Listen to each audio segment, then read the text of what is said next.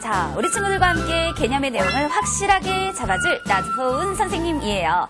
자, 우리 친구들, 선생님이 나눗셈에 대해서 여러분과 함께 하려고 하는데요. 나눗셈. 생각해보면 이 나눗셈이라고 하는 것의 원리를 상당히 어렵게 생각하는 친구들이 참 많더라고요. 그러면 선생님이 우리 친구들에게 전달할 나눗셈의 원리들 하나하나 꼼꼼하게 짚어보면서 확실하게 개념의 내용을 잡아보도록 합시다. 어떤 내용인지 이번 시간에 학습의 목표부터 소개해보고요. 본학습의 내용으로 바로 만나볼게요.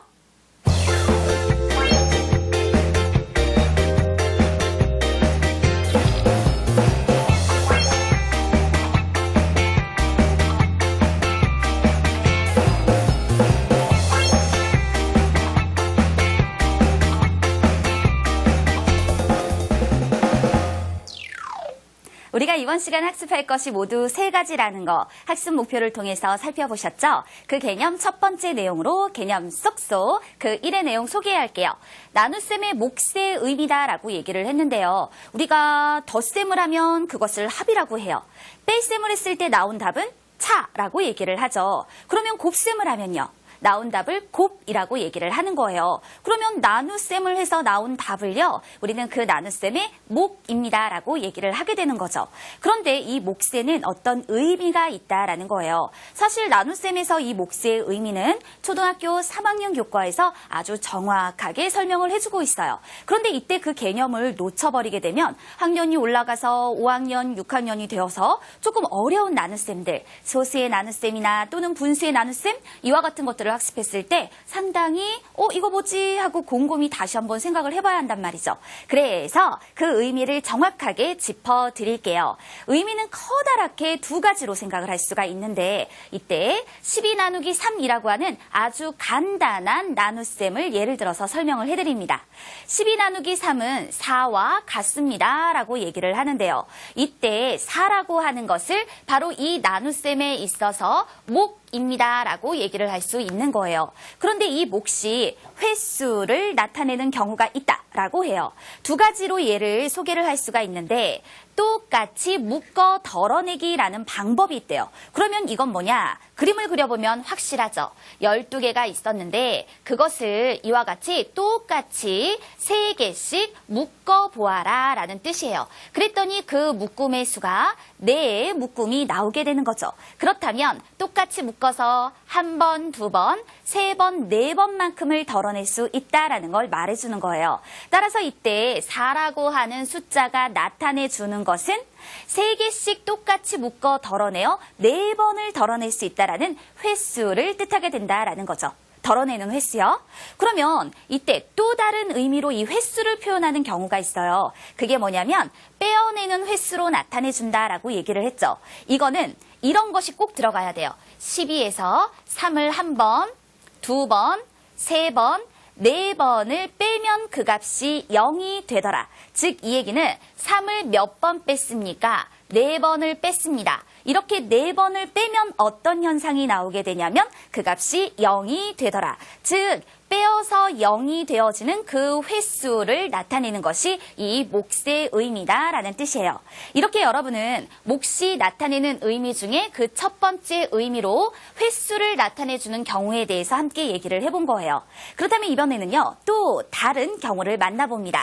그래서 몫이 개수를 나타내는 경우다라고 얘기를 하는데요. 그렇다면 개수를 표현할 때에는 어떤 의미가 되는 거냐? 이제 요거 단어를 잘 구분하세요. 조금 전에는 똑같이 묶어 덜어냈다라고 얘기를 했죠. 근데 이번에는 똑같게 나눈다라고 얘기를 한 거예요. 그렇다면 이때는 12 나누기 3이라고 하는 것을 12개가 있었는데 그것을 3곳으로 똑같게 나눠주자 이런 뜻이 되는 거죠. 그러면 12개를 보세요. 하나, 둘, 셋, 넷, 다섯, 여섯, 일곱, 여덟, 아홉, 열, 열하나, 12이 있었을 때 이때 똑같게 나눈다라고 하는 건 하나, 둘, 셋, 이와 같이 번갈아 가면서 놓는 것을 똑같게 나눈다라고 얘기를 해요. 그 다음에는 넷, 다섯, 여섯, 일곱, 여덟, 아홉, 열, 열하나, 12 이렇게 12개를 똑같게 나눠주었더니 한 곳에 놓이는 것의 개수가 4개가 된다라는 것을 알 수 있죠.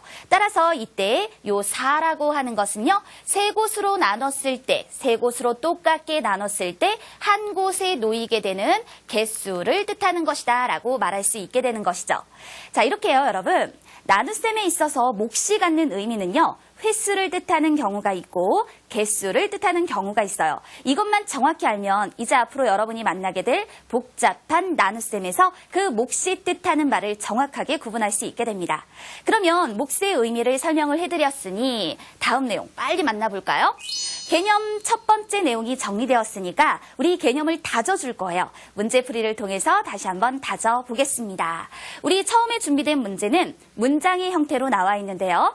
3장의 숫자 카드 중 2장을 골라 8로 나누어지는 나눗셈을 만들 때 몫이 가장 크도록 네모 안에 알맞은 수를 써 넣으시오. 몫이 가장 크게 된다라고 얘기를 했죠. 이때 기호의 안쪽에 주어진 것을 나누어지는 수, 기호의 바깥쪽에 주어진 것을 나누는 수, 그리고 그 위에 써서 표현을 해준 것을 여기서는 몫이다라고 얘기를 해요.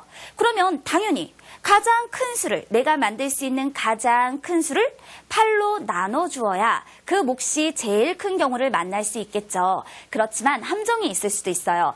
64라고 해서 가장 큰 수를 만들었는데 64가 8로 나눠지지 않는 경우가 있을 수도 있다는 거죠. 이때는 우리가 이제 앞으로 배우게 될 것 중에서 나머지라는 개념이 나오게 되는데 나머지가 없는 경우를 얘기를 해주고 있는 거예요. 그렇기 때문에 64라고 하는 것은 8과 8의 곱이 64가 되어지는 것이므로 8로 나누어지는 나눗셈이다 라고 얘기할 수 있는 것이죠. 여기서 조금만 더 심화학습이 이루어진다면 8로 나누었을 때 나누어 떨어진다라는 표현을 쓸 수 있게 된다는 거.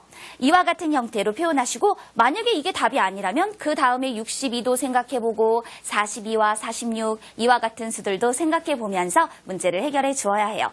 다행히도 만들 수 있는 가장 큰 수